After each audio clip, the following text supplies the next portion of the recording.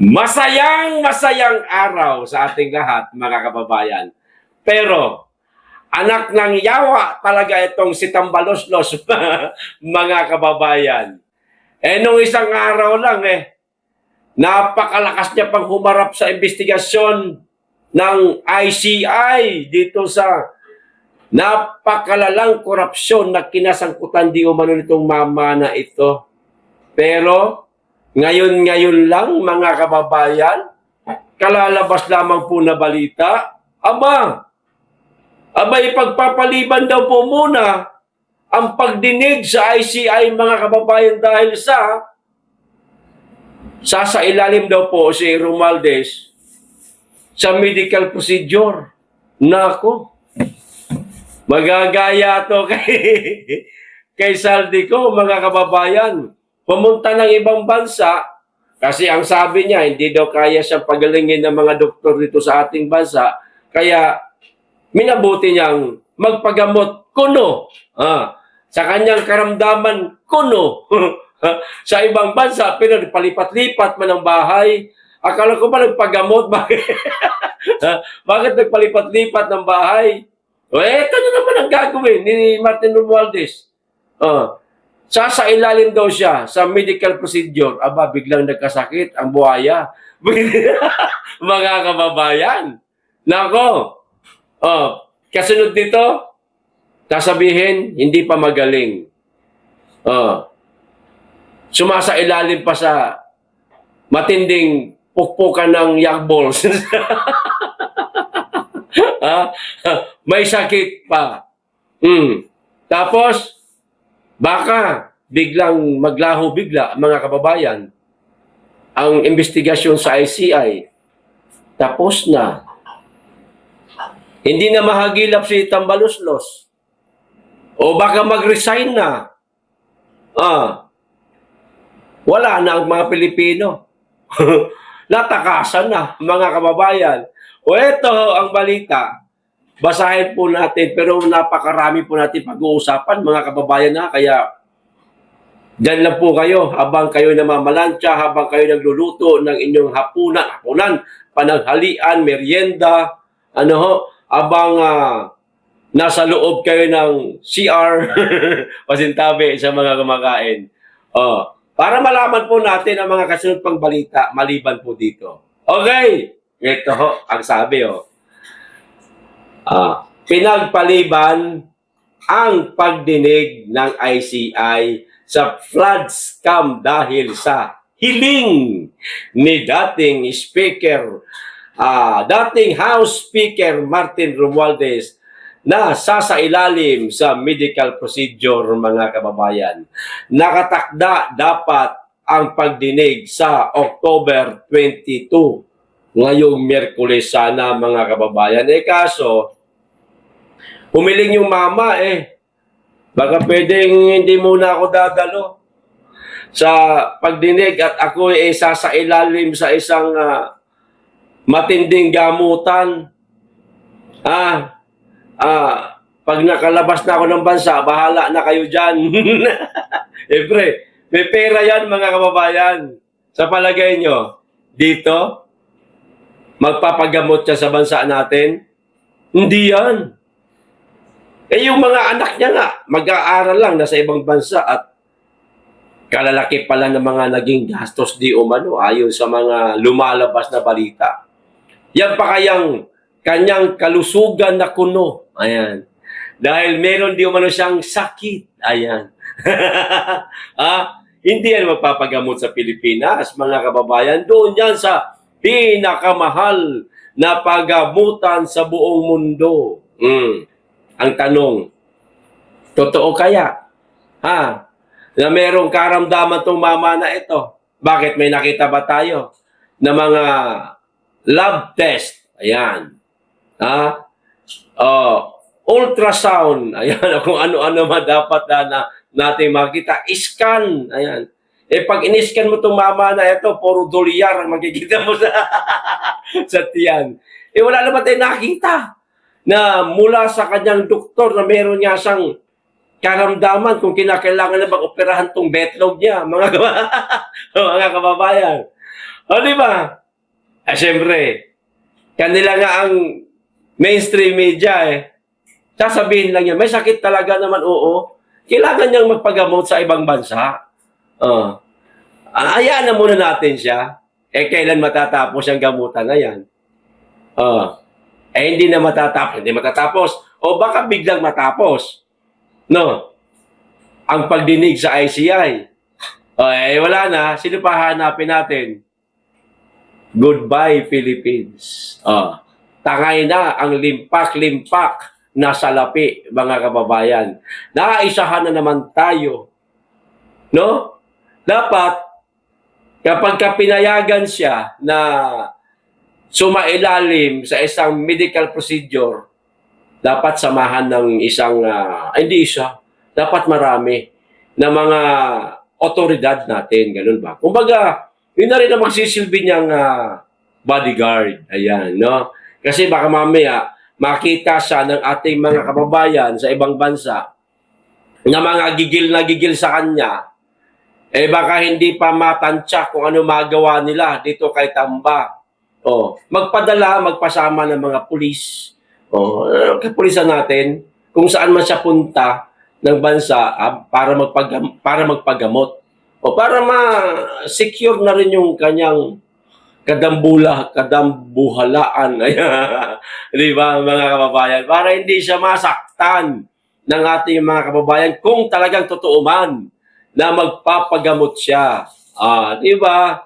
Ganon. At higit sa lahat, para mamonitor natin kung nasaang bansa na siya.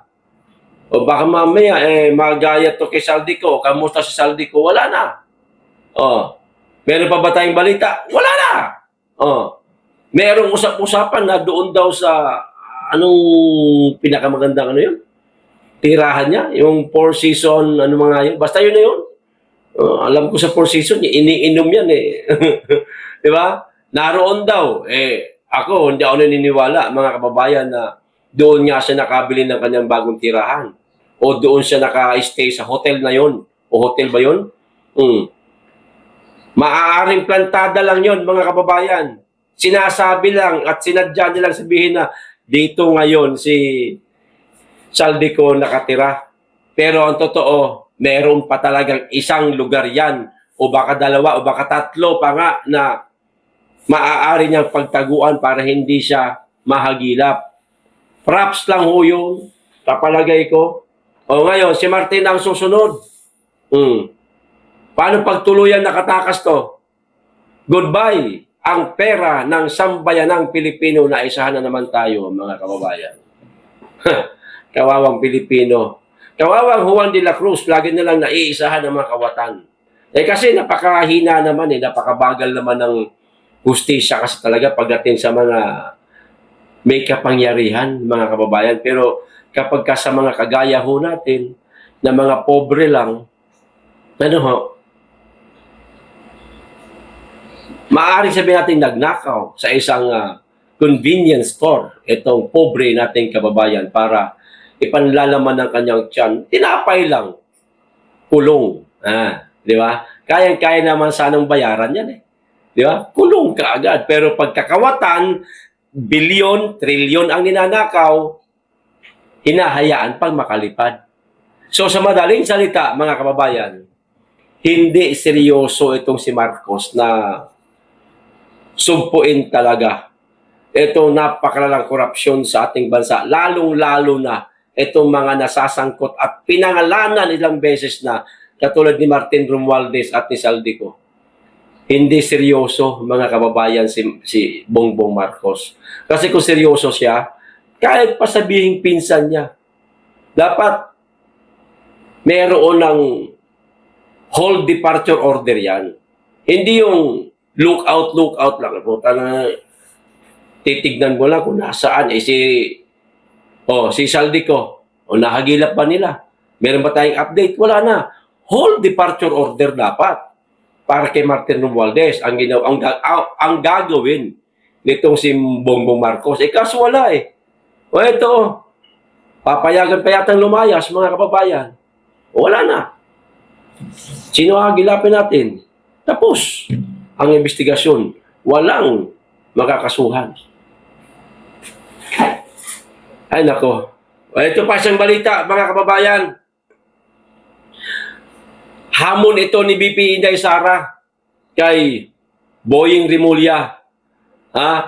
Hinalukay ni BP Inday Sara, mga kababayan, ang baho ng anak ni Ombudsman Jesus Crispin Rimulya, yung tungkol po sa mga damo na nahuli sa anak ni Ombudsman Rimulya, mga kababayan, hinalukay ni Inday.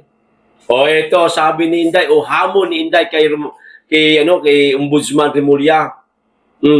BP Sara, hinamon si Ombudsman Rimulya na buksan ang kaso ng anak niyang nahuli dahil sa ipinagbabawal na gamot. Ayan. Ombudsman Rimulya, marami na po sa ating mga kababayan ang nagtatanong tungkol po sa kaso ng iyong anak na ito hamon sa iyo ni BP Sara.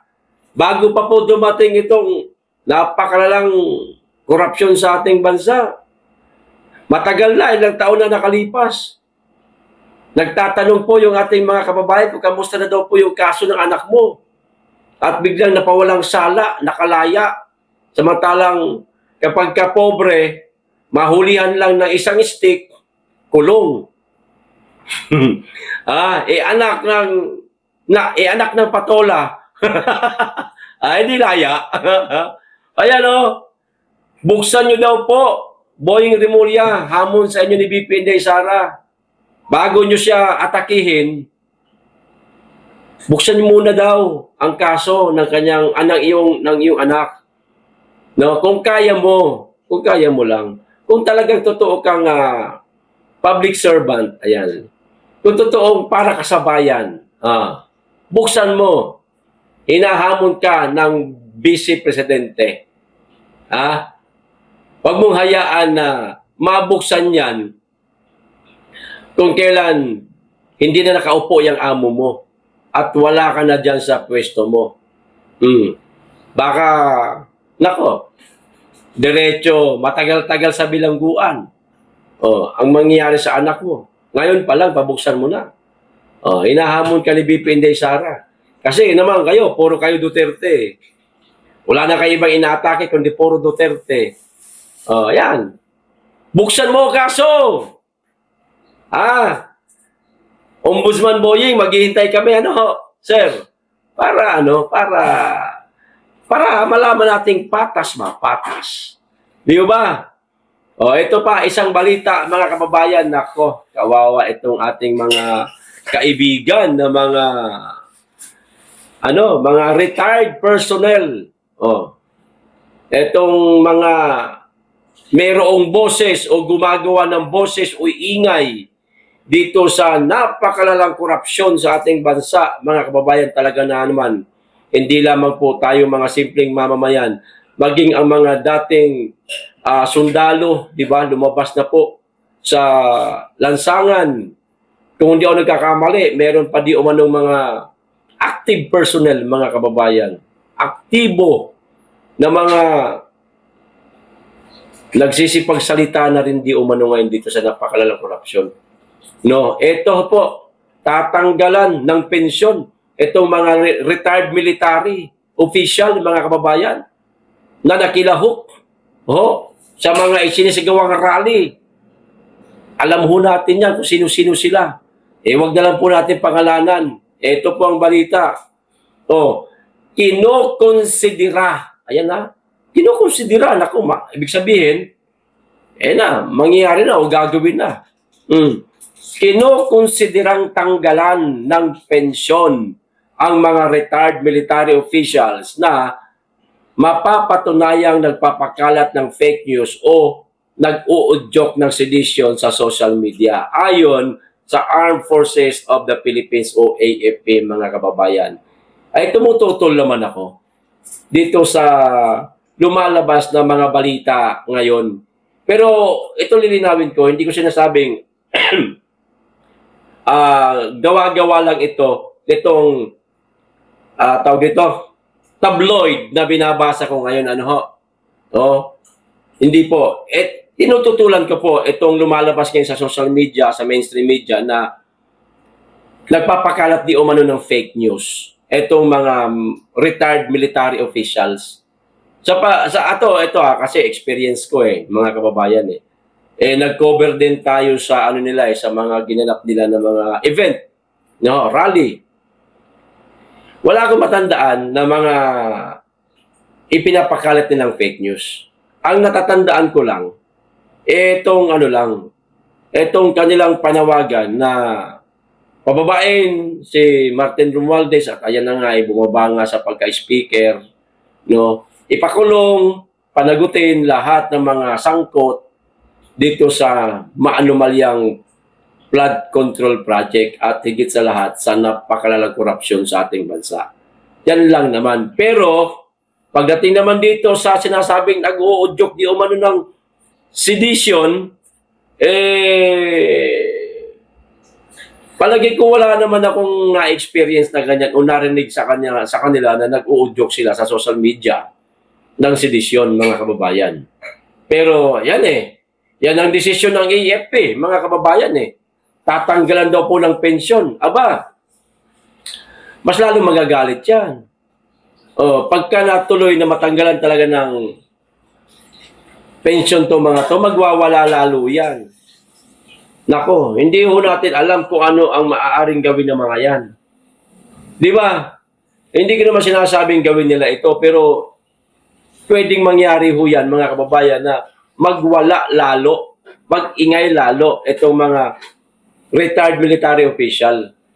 Posible yan. Ito pa Sabi ng AFP na kabilang sa kanilang na-monitor ang ilang mga retiradong opisyal kung saan ang pinakamataas na ranggo ay 0 hanggang 8 o katumbas ng Major General o Rear Admiral, mga kababayan. Matataas po ang ranggo nitong mga ito. Yun nga, kilala ho natin yan. Huwag na lang po natin pangalanan. Mag-aabang-abang tayo, mga kababayan, kung ano ang gagawin nila ng hakbang, kung tutuluyan ba nila itong mga retired military official na tanggalan ng pensyon. Naku, magulo yan, mga kababayan. Mag-aaway talaga yan. Magtatabay ho tayo. Ito pa isang balita, mga kababayan. Talaga nga naman, si Kiko Barsaga, pag nagkataon, baka maging bayani ito ng Mindanawan, naming mga taga Mindanao. Kapag napagtanggumpayan niya ho ito. Etong tungkol po sa Mindanao Secession. Ito ho, Republika ng Mindanao. Naku, yan na po ang tawag niya, mga kababayan. Republika ng Mindanao. Ito na. Sigurado ako maraming mga taga Mindanao talaga na gustong-gusto itong ipapanukala o gagawin ni Congressman Barsaga. Nanawagan si Congressman Kiko Barsaga para sa secession ng Mindanao o paghihiwalay nito mula sa bansa. Ayan, giit ni Barsaga, kaya ng Mindanao na maging self-sufficient at independent nation dahil sa taglay nitong likas na yaman at sa kasipagan ng mga mamamayan doon. Totoo yan, mga kababayan, ginto, copper, pilak, kung ano-ano pa mga yamang mineral. Puno po ang Mindanao.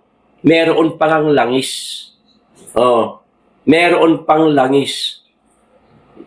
Pag nangyari talaga, pag nagkatotoo na mahiwalay itong Mindanao, napakabilis nito umunlad. Kasi walang korupsyon sa Mindanao, mga kababayan. Kasi lahat ng tao mayroong takot na, hindi naman lahat.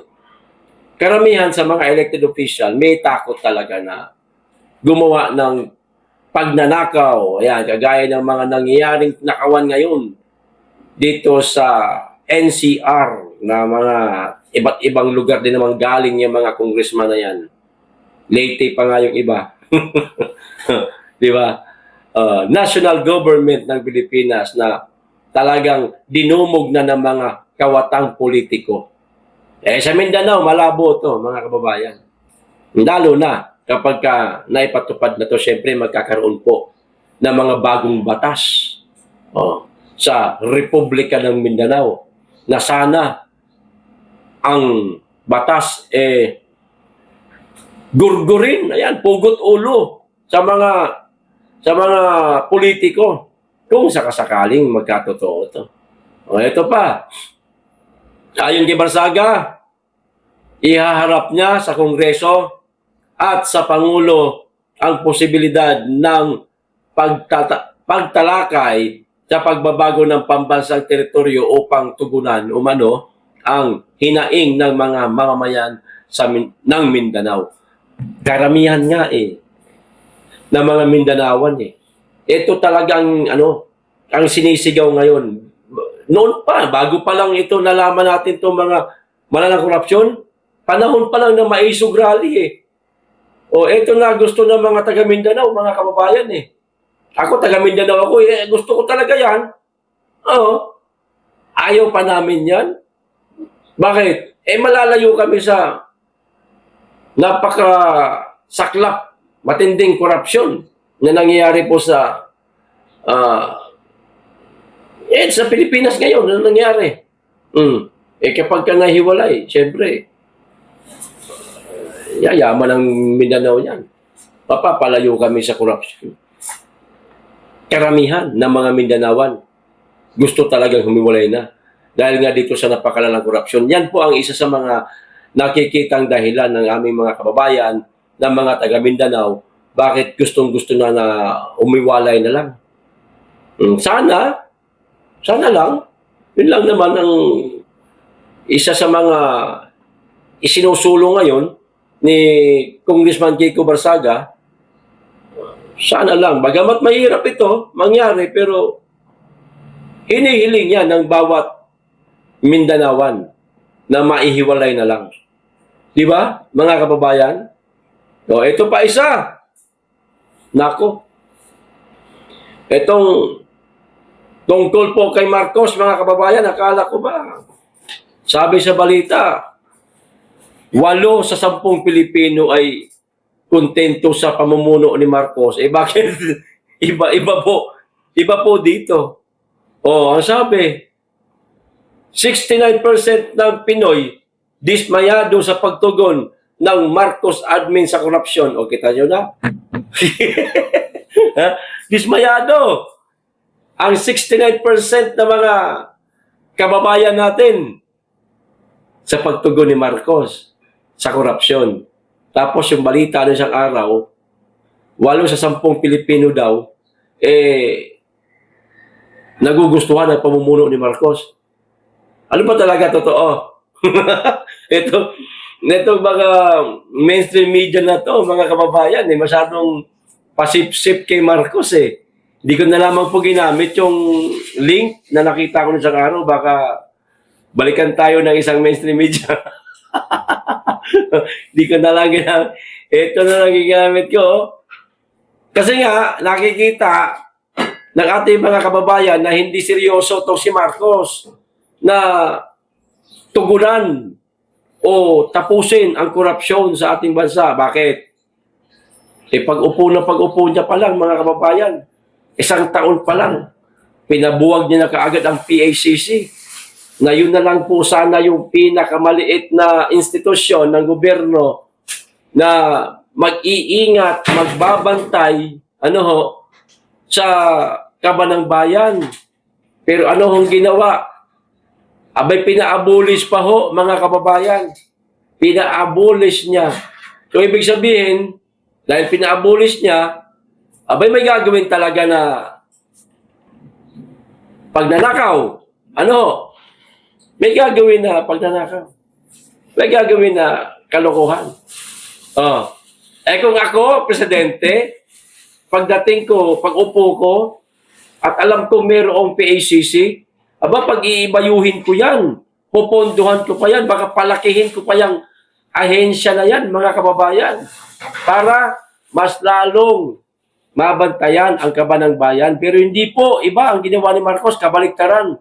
Imbis na palakasin niya, palakihin niya lalo itong ahensya, bigyan niya ng malaking pondo, tinaabulis eh.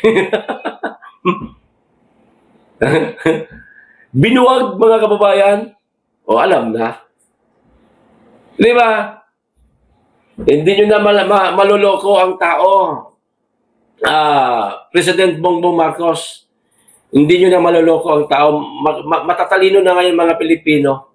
Kasi dahil sa social media na talaga naman totoo ang ipinapakita, merong iba, katulad ng mga sa inyo, mga vlogger ninyo, na yun daw bus, mga kababayan, eto, nandito.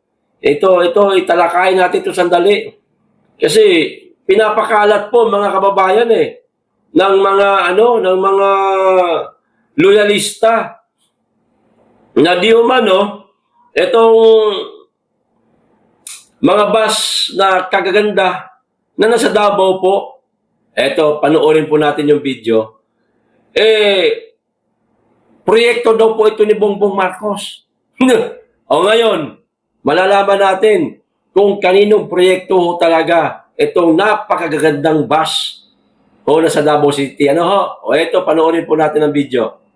May mga ulat na lumalabas na tila inaangkin ng BBM administration ang ilang proyekto, gaya ng bagong dating na mga electric buses mula Japan, kung saan libre ang sakay ng mga pasahero. Ang proyektong ito ay eksklusibong inisyatibo ng Davao City at ng pamahalaan ng Japan, kaya kung may dapat kilalanin, iyon ay ang Japan at ang pamunuan ng Davao City, lalo na ang mga Duterte na nangunguna sa lungsod. Isa pa sa mga proyektong ito ay ang pinakamalaking twin tunnel sa bansa, na 90% nang tapos at sinimulan noong 2020 sa pakikipagtulungan din ng Davao City at Japan. Gayon din, ang Davao Samal Bridge na inumpisahan ni dating Pangulong Rodrigo Duterte noong Enero 2021 sa tulong ng China, ay isa ring malaking hakbang sa pagpapaunlad ng rehiyon.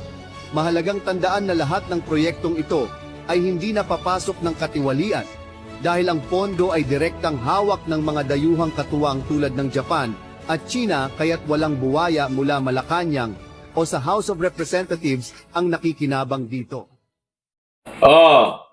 Maliwanag.